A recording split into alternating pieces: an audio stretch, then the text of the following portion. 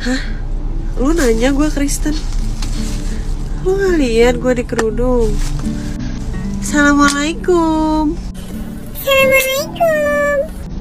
Begitu? Hah? No. Orang ngomong puji Tuhan belum tentu dia Kristen. Puji Tuhan kan bahasa Indonesia, bukan milik agama tertentu. Menurut lo aja. Jadi gue kalau ngomong harus selalu Alhamdulillah. Berapa banyak orang Kristen ngomong Alhamdulillah? Emang tiba-tiba jadi Islam? Menurut Ngana mikir. Tapi ya, gue gak suka tau sama orang yang musingin agama orang lain. Gue gak suka tau sama orang yang musingin agama orang lain. Ya terserah gue lah. Gue mau jadi Kristen, gue mau jadi Islam, gue mau gak punya agama. Kayaknya bukan hak lo buat nanya. Kita kenal juga enggak, deket juga enggak. Kenapa lo pengen tahu? Mazmur pasal 37 ayat keempat. Dan bergembiralah karena Tuhan, maka Ia akan memberikan kepadamu apa yang diinginkan hatimu. Ingat juga untuk tetap berolahraga agar tubuh kita selalu sehat, barengi juga dengan selalu membaca Alkitab sebagai sumber hikmat dan kekuatan kita. Amin. Hai semuanya, yuk kita kenalan dengan ibu muda, pengacara cantik yang satu ini. Mungkin ada yang sudah tahu siapa dia? Iya, betul, pengacara cantik ini adalah Mbak Aya Nasution. Masih mengenakan hijab, tetapi sesungguhnya dia adalah anak Tuhan Yesus loh. Memang dahulunya Mbak Aya adalah seorang muslimah yang taat dalam agama Islam. Tetapi saya percaya kalau saat ini dia percaya Tuhan Yesus, itu bukan semata karena keinginannya sendiri, melainkan merupakan pilihan Tuhan Yesus terhadap dirinya, dan ia telah menerima panggilan itu dengan menjadi seorang murid Kristus, seperti yang tertulis di dalam Alkitab, yaitu Injil Yohanes pasal 15 ayat ke-16. Bukan kamu yang memilih aku, tetapi akulah yang memilih kamu, dan aku telah menetapkan kamu, supaya kamu pergi dan menghasilkan buah dan buahmu itu tetap, supaya apa yang kamu minta kepada Bapa dalam namaku, diberikannya kepadamu.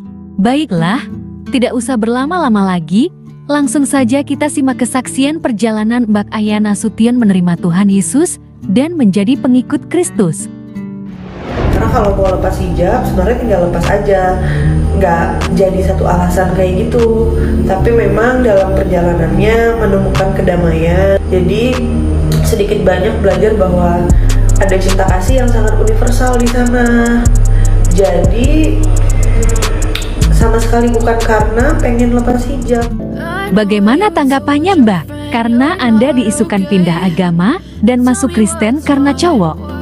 2017 aku nikah sama muslim, jadi nggak ada hubungannya sama cowok. Ya walaupun hubungan pernikahannya nggak bertahan lama ya, 2021 akhirnya udahan gitu. Ada yang bilang Anda pindah agama karena ingin lepas hijab. Bagaimana Anda menanggapi hal ini? Sebenarnya alasannya bukan karena mau lepas hijab. Karena kalau mau lepas hijab sebenarnya tinggal lepas aja, nggak jadi satu alasan kayak gitu. Tapi memang dalam perjalanannya menemukan kedamaian dari sebenarnya karena dulu mungkin basicnya kuliah di Universitas Katolik kali ya. Jadi sedikit banyak belajar bahwa ada cinta kasih yang sangat universal di sana. Jadi sama sekali bukan karena pengen lepas hijab. Aku pakai hijab itu malah dari SMP. Belajar Islam pun dari bukan dari SMP, dari TK. Dari TK aku 12 tahun di yayasan Muhammadiyah gitu ngaji, belajar banyak. Tapi aku menemukan kedamaian di tempat lain. Jadi bukan karena mau lepas hijab. Nyatanya sampai saat ini dari 2013 aku nggak pernah mau lepas hijab. Ya karena menurut aku ya I look good with my hijab. Jadi hijab tuh bukan alasan untuk pindah agama. Tapi di dalam hatiku aku nemuin kedamaian yang lain. Aku di kantor yang sekarang itu baru dari tahun lalu. Terus aku jatuh cinta sama ajaran Kristus itu dari 2013.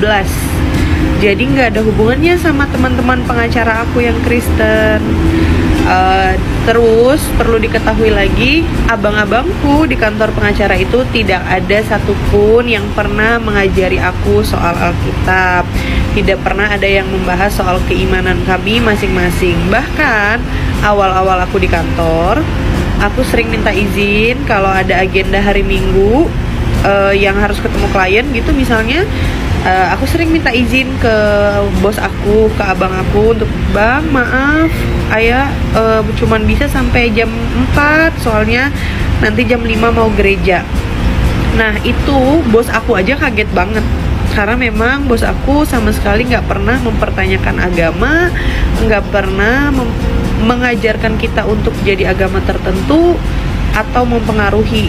Jadi aku sangat sedih kalau misalnya lingkungan kantor aku sesama pengacara dibilang sebagai faktor aku untuk memutuskan mencoba kata kemarin. Kami doakan agar senantiasa diberkati dan dilindungi oleh Tuhan Yesus sesuai dengan ayat Alkitab favoritnya. Mazmur pasal 23 ayat 1-6.